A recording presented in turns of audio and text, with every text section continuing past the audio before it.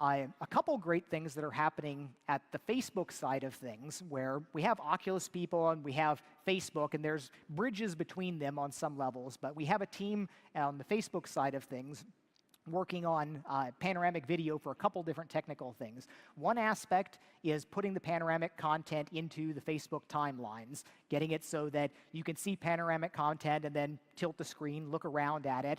And I'm still of the opinion that in general, panoramic content on 2D screens is more of a gimmick than a deep value. There's some reasons why you want it in some places, but not a lot of people, especially mousing, will want to mouse over something and pan around and explore. It's a little bit neater doing it on the tilt screen, but the content really only comes into its own in virtual reality, where you can pop in and see everything all around and explore. So what we want to have soon is this ability to find content through Facebook, just kind of see it go by on your timeline, and then be able to say, view this in VR, and then go into VR, and then critically having the you might like sorts of links after that, where we need to replicate the things that happen with Facebook and YouTube, where you go and you watch something, and then the next thing you know, it's 45 minutes later, and you've watched 10 different videos just by clicking the thing that looks interesting after you finish that one.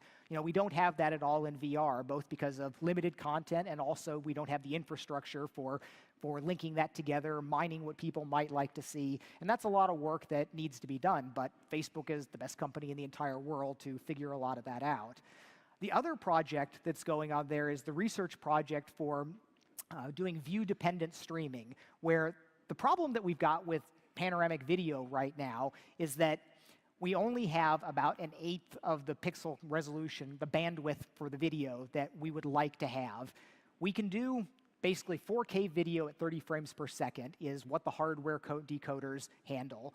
So we can divide that up a bunch of different ways. You can stretch it all around the panoramic view, and you get a 4K by 2K, 30 frames per second monoscopic video, which looks pretty good. That's decent quality looking. It's not as high quality as like our really good 360 stills that are done with the special time warp overlay layer, but they look decent. But if you want to say, I want 60 frames per second for either moving while you're flying around along with something, or because I've got near frame animation, then you get to cut it in half, and that's starting to look kind of blurry. Then if you say, well, I want stereoscopic, and it cuts it in half again, and that's starting to really, really hurt a lot. At the start, you're only at half the resolution of our peak quality stills. Then you're at half again for 60 frames per second and half again for stereoscopic. Now, our best videos are 60 frames per second stereoscopic, and there's a tiny little bit of wiggle room in the codecs where, like if you encode them with no iframes, you can go a little bit higher resolution before the decoder chokes, but you're fighting over 20% here and there. It's not something that's going to make these multiple factors of 2. So what we can do is say, for the most part, when you're looking forward, you see a 90-degree field of view. So if you treated it as a cube map, you're looking at exactly 1/6 of the pixels. Now, obviously, you could just show that, then every little head twitch, you'd be seeing black at the edges of the screen. But there's a lot of different ways you can consider to say, well, we will make a projection so that most of the detail is concentrated in front and then less detail in the back. For some content, that might be sufficient all by itself. You set something up. If you got a focus that you're only going to be looking at, maybe you only need blurry stuff there. If you look around, it's not going to look great. But if you're concentrating in the front and you just always see something, there's nothing to pull you out of the sense of virtual reality. But a lot of the stuff that you'd like to have does involve looking over. That is kind of the appeal of virtual reality, of exploring the rest of the world around you.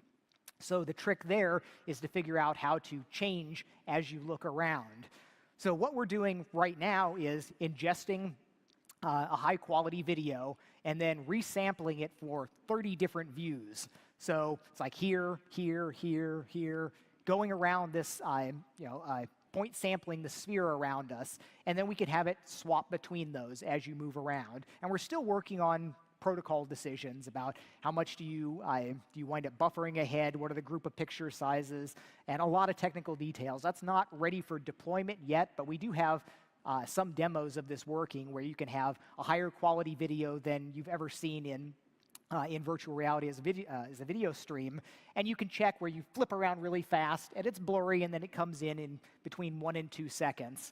But to do this streaming, you would have to have, it will be closer to a video conferencing system than a traditional streaming system, where Netflix actually buffers up to 5 minutes ahead of time. They will have this very large buffer so they can handle some fairly disastrous network hiccups without destroying the video stream, unlike a Skype call or FaceTime, something like that, where every little glitch that you see causes some problem. So doing this view-dependent streaming, if you want it to respond quickly, it's going to have to be something like that.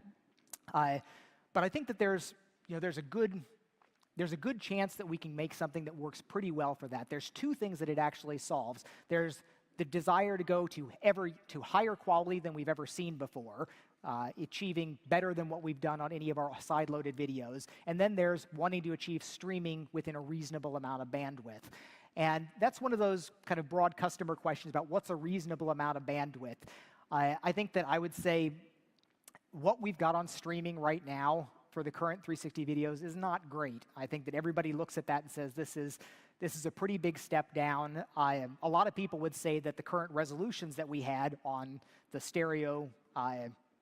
stereoscopic and 60 frames per second videos was already really marginal, and cutting the quality down even more is maybe just a step too far, and it destroys the value equation. So with the view-dependent stuff, we have the choice. We can either give 4 times higher quality in terms of resolution, or we can take the same quality and do it in 1/4 the bit rate, which in the larger scheme of things is probably going to be the more important. I mean, we love going to trade shows and loading up a special system that has all of those views locally that could then deliver the peak quality of the animation, but that's not something that people are going to deliver. If you had 30 views of all of that, you could very quickly fill up a 128 gig card.